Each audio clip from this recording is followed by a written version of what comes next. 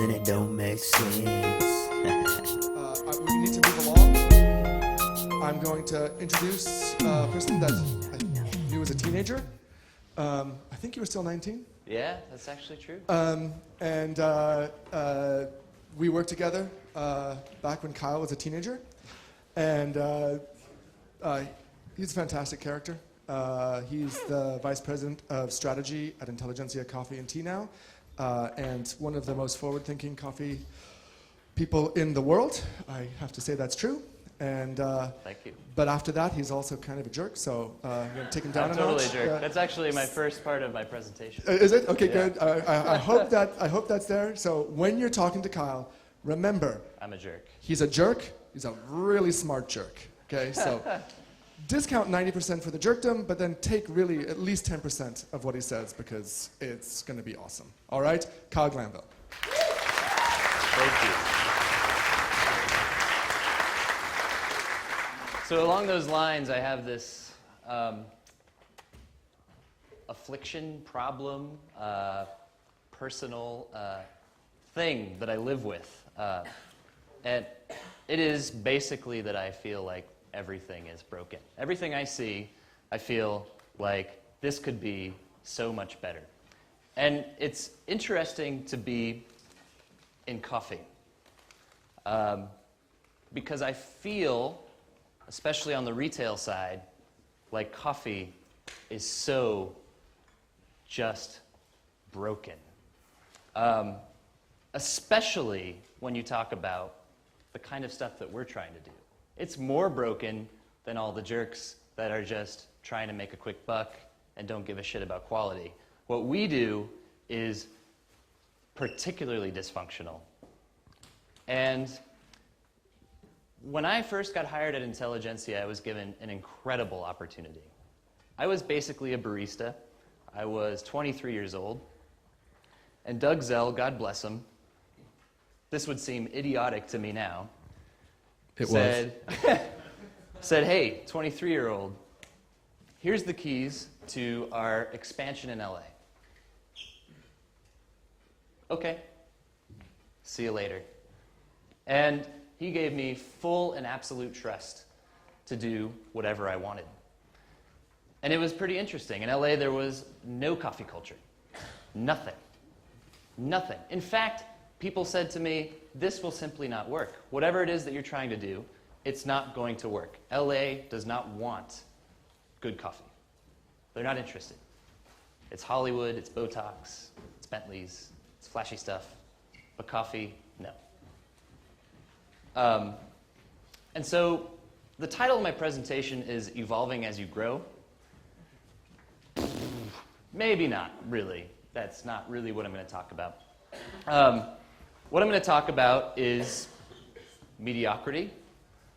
And what I'm going to talk about is specifically the efforts we've made in our LA expansion to address this systematic disease of mediocrity that infects our industry. That's some strong wording. I hope I'm not pissing people off yet. But I'm sure I am, so that's okay. I do it all the time. And I want you to know that as I present all of this stuff, I don't feel like everything we do is awesome. I don't feel like we're batting 1,000 on our ideas. But one thing I do think we can say that we've done is we put a lot of ideas to the test.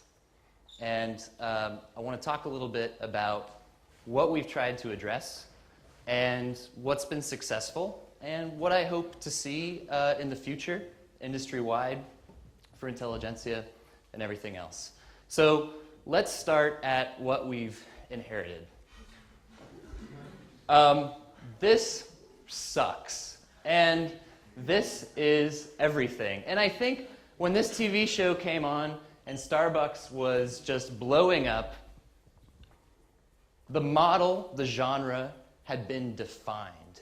And it almost feels like still the paint had dried on this. That you could just take this kind of space with a comfy couch and some big eclectic mugs and a surly barista with tattoos who scowls at you, I love tattoos, by the way. No beef with tattoos.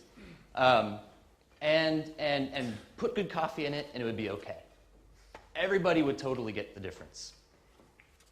Unfortunately, that's not really how it works. People have 5 senses. They experience everything. It's touch, it's feel, it's the sound, it's what you see, everything. And so one of the great disservices that we've done as an industry is dressed up really fancy coffee in the same clothes as the really shitty coffee. And we continue to do this. Maybe we put some nicer woods.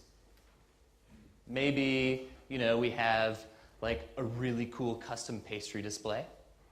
But generally speaking, the customer experience is the same. 95% of the coffee bars I go to in the US, the thing is exactly the same. James talked about it yesterday. You walk up to the register. There's an overhead menu. You don't have to actually look at the person across the bar. You read off the menu. You already know what you're having because you have it everywhere. And you order, you pay, you step back, and you wait for the surly barista to call out your drink. And it's a pretty awful customer experience. In fact, it basically eliminates any potential at all for genuine hospitality to occur. And this has to be frustrating for the great green coffee buyers of the world who are traveling around paying $9 for Kenyan coffee that will absolutely blow your mind on the cupping table. And it's sold and packaged in the same way that everything else is. So, well, what do we kind of do about that? And I'm going to talk about one other thing that we've inherited, the mediocrity hangover, this kind of idea that we have to package everything the same way. This is a great example. This language is still pervasive in US coffee bars. Tall, grande, venti. I know a lot of damn good roasters that have coffee shops that are serving 3 out of 4 of these sizes of drinks. Intelligentsia served the venti for some time. We eliminated it, and the response that we got was so outraged, it was unbelievable. 20 ounces of coffee, obvious that we should eliminate it, and our CEO, Doug Zell, was compared to Hitler in the media. Okay.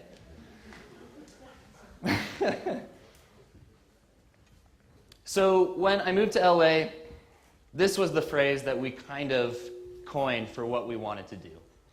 We wanted to crack open this genre and change it to suit our purposes of showing that this is great coffee, of changing customer expectations. When you walk through the door, you look around and you're like, okay, this is different. I'm a little disarmed. I don't know what to do. Awesome. That's what we want. Uncomfortable customers. I know that sounds weird, but I'll get to it in a sec. So this is our first project.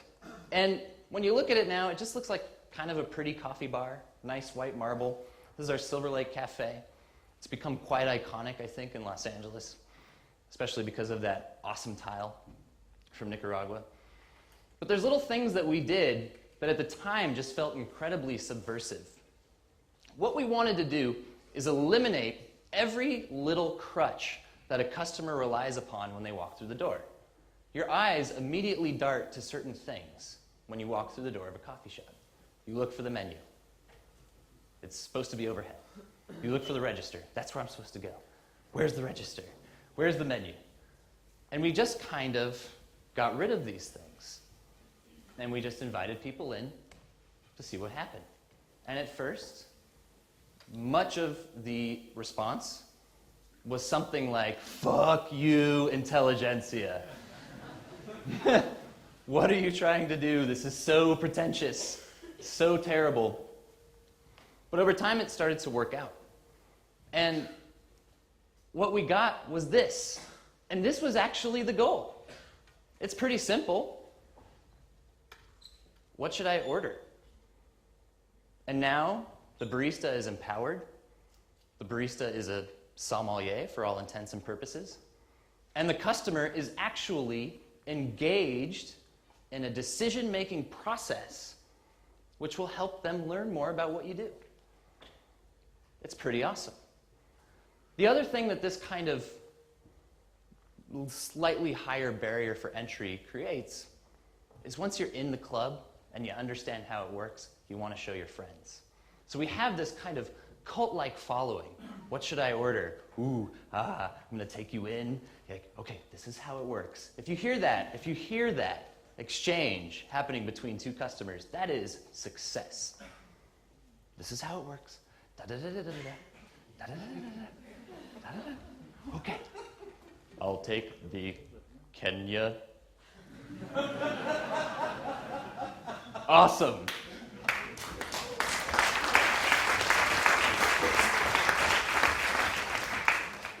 I still get excited by that. I rarely work the bar anymore, but I spend a lot of time in our coffee bars. And when I hear that, it's just, it lights me right up, because I know what's happening is somebody else is joining the club right then. Awesome. And you know what? They're probably going to have a hard time going anywhere else. They're in this club. They're in the Intelligentsia club. It's pretty awesome. The weird thing is that after we did Silver Lake, and after a year had passed, it had been so resoundingly adopted, we had lines to the street every day, all the time. We had to install new espresso machines. We had to figure this out because we weren't anticipating 1,200 coffees a day. So we were like, well, if people adopted that so quickly, we clearly didn't go far enough.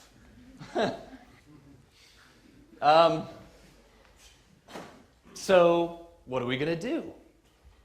Well, you know, what do you want in a coffee bar experience? And I was just talking to myself, as I do, in the mirror. Tell myself I'm handsome, and I ask myself what I want.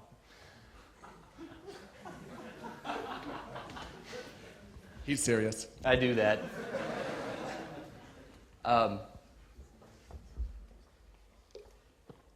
What do I want? Well, I want this kind of one-on-one feeling. This feeling that there's not a line of people behind me tapping their feet. This feeling that I have a moment to connect. And just a moment. I don't think, you know, I don't think that baristas need to get all prosaic and you know, all crazy about taste descriptors or whatever, but just a moment to connect that was unfettered by big wide counters, overhead menus, distractions, stuff like that. This started to sound to me like what we were talking about was a salon, essentially. Like a stylist. Like you sit in the chair, you get tended to, it's nice, you gossip about work, you gossip about the other hairdressers, whatever, which I don't encourage for our staff. But it started to feel like a salon, so I was kind of like, cool, like what, can we do a coffee salon? Can we do something like that and make money? We always want to make money. So we made this thing.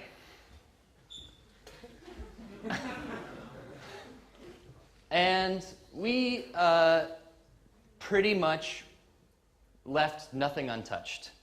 Nothing was good enough in its raw state for us. So we bought 2 group espressos, and rather than just putting boxes on countertops, we created this whole hydraulic twisting mechanism, modeled after a barber chair initially, that the espressos were mounted to and actually a part of. We did 4 of them because we figured if we want to handle volume, we're going to have a lot of espresso machines. And then we would have loved to have just had those freestanding in the space, but I don't know if any of you guys have heard of the Los Angeles County Health Department. Yeah, I have. Yeah. not super fond of this kind of approach. So we had to put a bar up. We had to put something, some barrier between us and our customers. So what we did is we took a piece of white oak and we mounted it on 2 posts. You can kind of see it, and nothing below. And it's just a standing bar. It's a drink rail.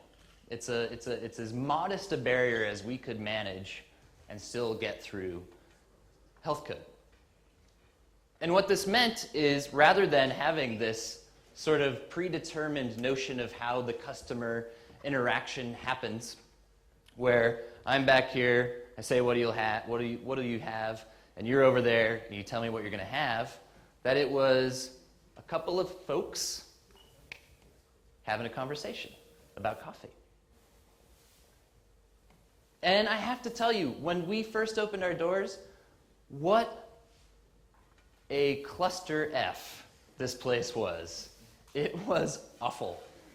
Tim was the manager, Tim Stiles, and I think, we had to keep him from jumping off the ledge a few times because people did not get it, and our own baristas didn't get it.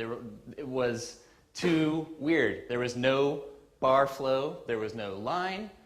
There were no registers. We actually used wallets, so everybody kept their own till. And it was really, really difficult to sort out. And it's taken us 2 years, honestly, to sort of realize this concept in full. So this is like breaking genre plus, right? We've really, there's nothing else like this. Here's the layout, or at least one of the initial layouts. It's actually not the final. But up top, we have big, jeweled, beautiful pastry case. 4 espresso pods with the drink rails. And then in back, we had what we called the slow bar.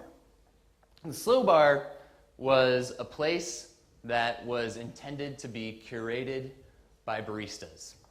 They make the menu, they decide what they're serving, they can do whatever they want. It's pretty cool if you're a barista. So I was talking about the sort of barrier for entry. When you walk into Venice for the first time, you're going to have one of 2 reactions. Strong connection and desire to know what's happening in this place and be a part of it, or absolute repulsion. It's pretty intimidating. Look at all the metal work, and it's you don't know where to go. And I told Doug as we were building this, because basically my job was on the line, of course, spending a lot of money to make this thing. I told Doug, I said, I either want people to love it or hate it, but I don't want anybody to feel like, it's good. There's, 12 million people in Los Angeles County. We can pick and choose a little bit. And again, what really makes it work is hospitality. And I want to make a distinction right now between customer service and hospitality. Yes, they're cousins. They belong in the same sort of family line.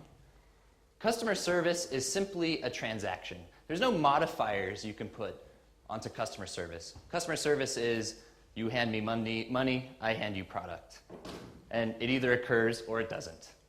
Hospitality is the differentiator. And our approach to hospitality is treat the coffee bar as if it were your own home. How do you welcome people in? How do you shepherd them through the process? How do you deal with somebody being upset? How do you handle those situations? And when you think about how you throw a dinner party versus how you work behind the bar, probably for most of us, there's a pretty massive distinction. If there's a loudmouth jerk in your home at a dinner party, you realize this isn't good for the vibe. This guy's got to go. He's fired from this party. If somebody is unhappy with the food, if somebody gets a bad glass of wine, you take care of it in a very different way, a nurturing way. You feel personally responsible for their experience. Baristas generally don't. Disconnected totally from that fact.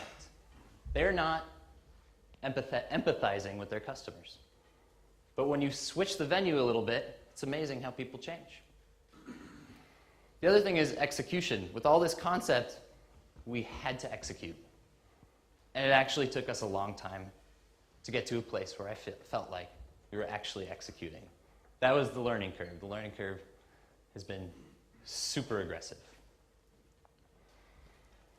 This is a kind of this is an iPhone photo off of Twitter of last week's last week's slow bar menu. It was curated by one of our original hires, Justin Coates. He's about 24 years old, super cool kid. And he said, okay, what I want to do is a 90s alternative rock themed menu. And so he's got For Your Own Special Sweetheart, which is the Nicaragua, Red Medicine, one of my personal favorite records, for the Tegu, espresso. And, you know, all the way through, Black Hole Sun, Repeater is a 1-in-1. You guys know what that is? Where you split the shots and one is served as an espresso and one is served as a macchiato. And then Goo, the great Sonic Youth record. He actually made a lavender honey ice cream, extracted Kenya espresso over it, and then used his raspberry-infused whipped cream to finish it off. Awesome. He made it. He made it himself. He took complete ownership over the experience. The slow bar is located in the back, and it's 4 seats and 1 barista. A 4-group GS2, an Uber boiler, all the accoutrements, and that's it. It's just 4 people, 1 barista. And it's pretty awesome. It's actually, I would rank it amongst sort of the top most special places you could be to have coffee. And the baristas get excited. They know, I've got 7 weeks until I do my week. And they really work hard on their routines, on their drinks, whatever it is. They do special brewers. The next week, the girl who's doing it wants to do nothing but stovetop espresso. And that's weird to me, but awesome. Have at it. This is your playground. Experiment. Get paid for it. So, I don't know what that's just funny. So what we're getting at here is changing customer perception to a non-commodified approach. Because even though none of us, I hope, buys commodity coffee, the experience in a coffee bar is incredibly commodified. I'll take the house, I'll take an espresso, I'll take a cappuccino. It's like, I'll take some wheat. There's nothing special about that. So we made this cool menu, which actually, since we did this, it's kind of all over the place. But the menu always leads with the coffee. And you'll notice that we have, for our filter coffees, which are up top, tiered coffee pricing. Totally not commodified. All the prices are different. And this is really important for people to perceive value in your coffee. You have to demonstrate that there's different values associated with different flavors, different regions, different origins. Here's the thing about having a $9, $10, $12, $15, I think our most expensive was Esmeralda at $22 cup of coffee on your menu. It's not that you sell more of the $9 coffee, it's that you sell more of the $4.25 coffee instead of the $3.50. It completely recontextualizes how this whole thing works for people. And there's that old sort of, theory about wine menus that 90% of customers in restaurants order the second cheapest wine. because they don't want to seem like first cheapest.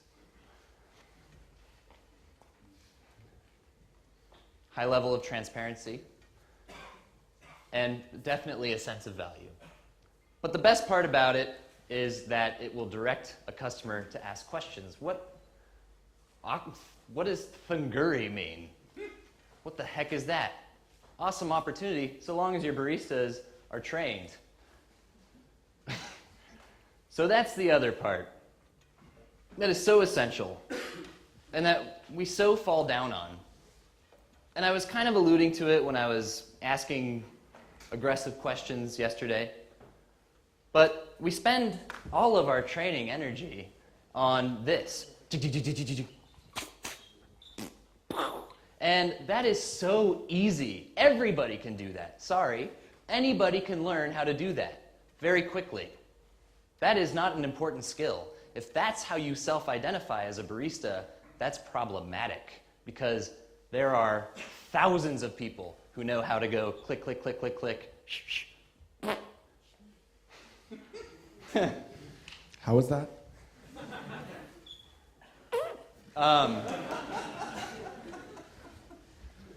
So a truly robust training program is completely in order.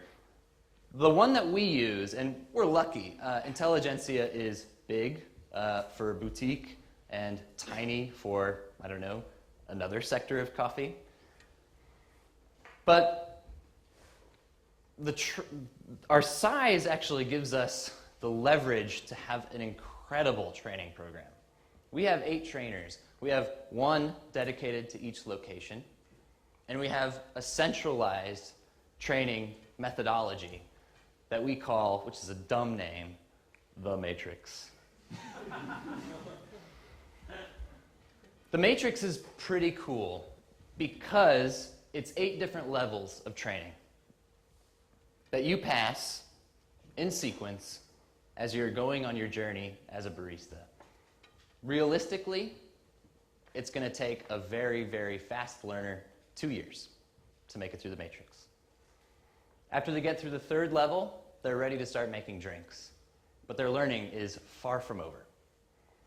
The Matrix aims to create full-on coffee professionals, not just coffee makers. Coffee makers are easy to come by. They're all over the place. You could turn people into coffee makers all over, but full-blown, full-bore coffee professionals, people who can stand in front of you guys and present. So at the end, you actually have to do a thesis, more or less, and present it to a panel. And that document, if it's good enough, becomes part of the Matrix. And so it's self-perpetuating. It's pretty nice. Now, how do we get people to do this thing called the Matrix? Every time they pass a level, they make more money. It's pretty nice. But it's weird because it doesn't actually seem like people care that much about that part. Everybody just wants to learn. It's pretty great. That guy is Silk the Shocker. And he and I are tight. No. But he has a song called If It Don't Make Dollars, It Don't Make Sense. And that's the kind of back-end part to what we're doing. We're not hobbyists in the retail business. We're not putting together a series of vanity projects. We are actually making profitable businesses. The Venice store, I won't give you numbers, but it is by far our busiest and highest net sales store of our 6 locations. And it's the weirdest. So, of course, now I'm like, well, I guess we didn't push people hard enough. But there's one thing that I think is important that needs to be addressed, and I don't want to be, you know, the guy that brought up, you know, making money at, you know, the hippie coffee festival, but it's kind of important. It's important to be sustainable. What I've learned recently is that the vast majority of coffee bar operators don't know what it costs to produce a cup of coffee in their store. That's true. I mean, that's just true. It's really true. And you know what? Don't feel bad if you're one of these folks. It's okay. If you're a barista, you should also know, sorry, this is in dollars, and it's probably out of scale because, I don't know, the C market has gone like... But you have to know what your cost of goods are. You have to know what your labor is. You have to know what percentages you're taking on every drink you make. This is basic. Every chef, even in the crappiest commissary kitchen you can find, knows what it costs to produce their dishes. And coffee people are like scratching their head. And you know what? When it comes time to price your coffee, they're just like, okay. It's insane. This is another chart. It's really exciting. But it addresses, again, in dollars, what should be charged. And there's two different things on here, and I didn't address a really important thing to me, but there's batch brewed coffee, which is about 15 seconds of labor total. And then there's brewed to order coffee, which is about a minute of active labor for a Hario V60 plus 2 minutes 30, 2 minutes 45 to actually finish the brew, but a minute of active labor. I feel, obviously, you guys could probably guess that I feel very strongly that everybody should be brewing by the cup in their coffee bars. And I'm going to even take it a step further, and I'm going to say, not only should you be brewing by the cup, but you should be at least moving towards brewing by the cup exclusively. I absolutely believe that. If your focus is on quality, you cannot be dispensing coffee, house coffee, from a big vat. It simply does not resonate with people. And it simply does not taste as good. I don't care what Scott Rado says. It simply does not taste as good as a very well-made coffee by the cup. So, that's the end. All right, good call. Give it up for Kyle, you guys.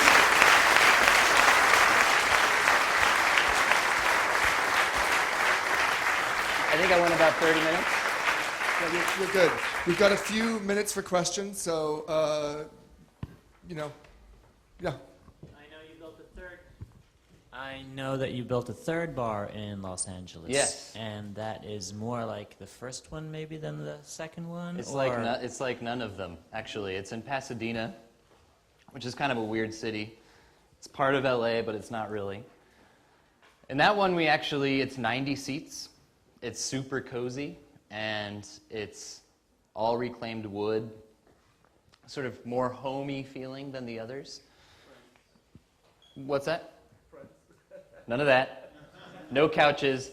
Please, can we also get the couches out of coffee bars? Because people pee on them, usually.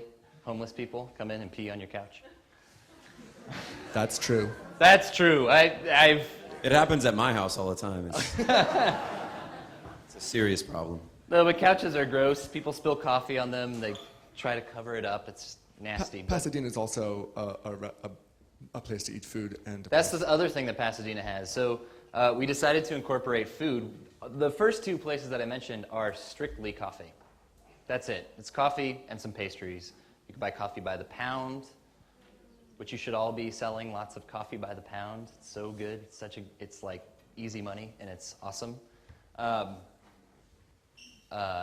Pasadena has a full restaurant license, beer and wine, and the sort of approach there is actually to recontextualize the coffee experience in a culinary light.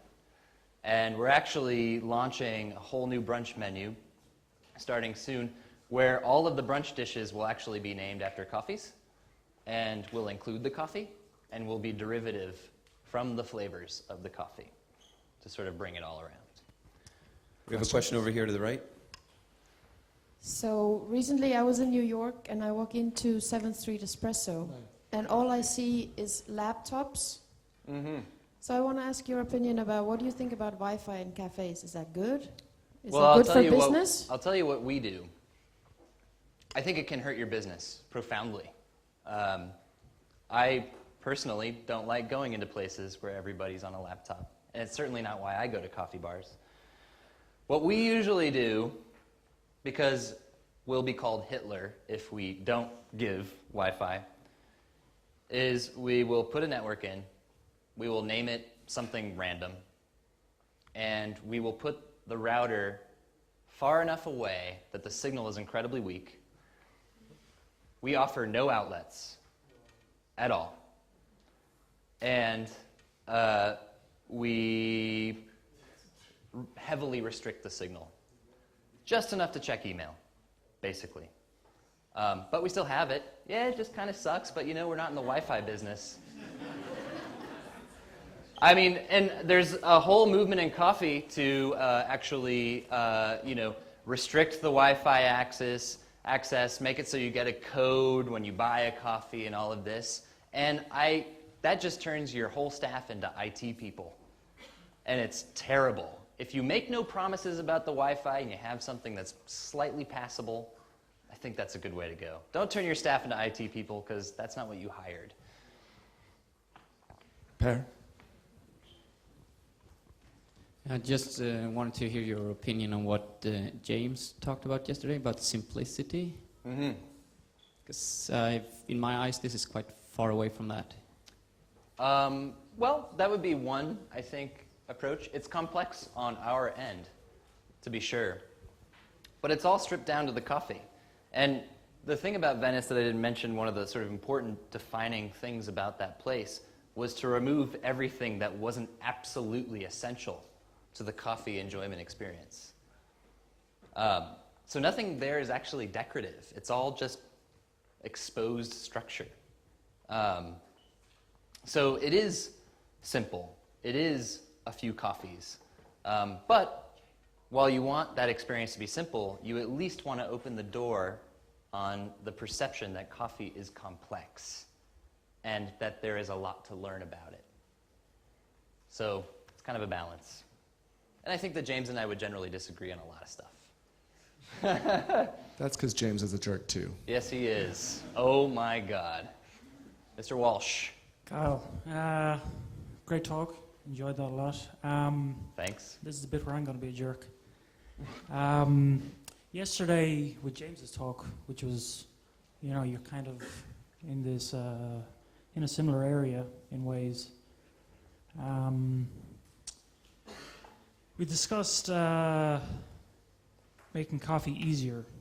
Right. And I think your own comment was something along the lines of, I want to push a button and for it to be amazing. Yes. And my observation would be with regards to batch brew. Uh-oh. Yeah. I mean, it doesn't have the theater or the kind of conspicuous authenticity, but Conspicuous. it can, in my experience, it is more consistent and Sure. it can equal the best. I'd be with Scott Rao on that. So how do you reconcile your observations of yesterday and James's observations with your conclusion at the very end there? My experience is that batch brewing can be equal, absolutely, but generally the best brewed by the cup exceeds the best batch brews. So And that's delicious, it. freshly brewed batch brews are delicious. They can be, absolutely, and then But- when they become not fresh. Yeah, And exactly, which is think about very the quick. Kenya on your menu, and it's sitting there at $6.75 or $9 now. Yeah, okay. I'll leave you with one thought. Colin, Colin Harmon, Triafi in Dublin, Yes. he took one of our big batch brewers in for, to dig around with, basically. And To do what? Yeah, sir? yeah, that's what he's into. But his conclusion, which he, has, publicly stated, was that that was the best coffee he had had all year. That's good. I would like to have that same experience. And honestly, if I'm being honest with myself, if I were to have that experience, it would create quite a conundrum for me. Because I do believe that it is really special to have something made for you.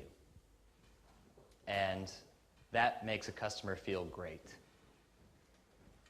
I think that's from my perspective also. You can't deny what it means to be able to have, as a customer, the choice. Yep. And to be able to talk about that choice. Yep. And to be able to then have the experience of somebody take the choice that you've made and realize it. I mean, to me, yeah, you can have, but it feels very different if it's the choice that goes. Yeah, but And- it's a feeling, emotional thing rather than push a button and it's amazing. The emotional thing is essential to the customer experience. Absolutely. And That's part of hospitality. yeah, It's your emotion, not the customer's emotion. No. You're The wrong. The customer is emotionally that's engaged actually because that's of the simply choice. not true. And I would love to have by the cup brewing automated and awesome. So, Marco. All right, you guys, we have, I think we've got time for one more question, and then what we're going to do is we're going to bail out of here quickly. We're going to eat lunch in what manner? In the same manner that we've been doing lately, or? The buffet. Oh, it's a buffet. Okay, so I guess I really don't want people to go crazy on the line, so just see how the line's going, and don't, bum rush the stage, so to speak. Okay. But, okay, Kyle? Not this stage, at least. No. But we're going to eat lunch. We're going to have 45 minutes for lunch only. And then we're going to do that. But I really we've got time for one more question. Okay. Yeah, enjoy just speak. A follow-up to what you were talking about just a couple minutes ago. How does your policy with Wi-Fi gel with your notion of hospitality? No, I don't think that Wi-Fi is a part of hospitality. In fact, Wi-Fi is a mechanism for disengagement, which hinders hospitality. No, and we don't offer a lot of stuff. We don't offer a lot of things, and especially for the American coffee market, it's like we have like 7 drinks, and that's like considered incredibly pared down. So that puts extra pressure on us, an extra sense of necessity to be hospitable. So I don't think just offering shit is hospitality. It's not. If you offer it, shouldn't you offer it to the best of your ability as opposed to intentionally restricting? No, we kind of we want to. No, it has to be intentionally restricted because a sea of laptops is again not an atmosphere for. My own experience, I was there trying to get an outlet. I have to drink 3 espressos, convince your barista to let me use the espresso machine outlet. Oh my word! connect. Don't tell me this. You sell 2 espressos, buddy. And I meet, it's a different concept. And what's Sure. clear? Sure. I think the expectation that a cafe has to have Wi-Fi is. I think that's part of the broken part. That's the broken part. I mean, you wouldn't go to Noma and ask for an outlet. I mean, maybe you would, but it would be kind of crazy. And we curate everything, and if you're not curating, you're following somebody else probably, and you don't know why they made their choices. Yeah. So I think it's a curated experience, and that is for every part of the experience. Yeah. Okay, you guys. Kyle Glanville.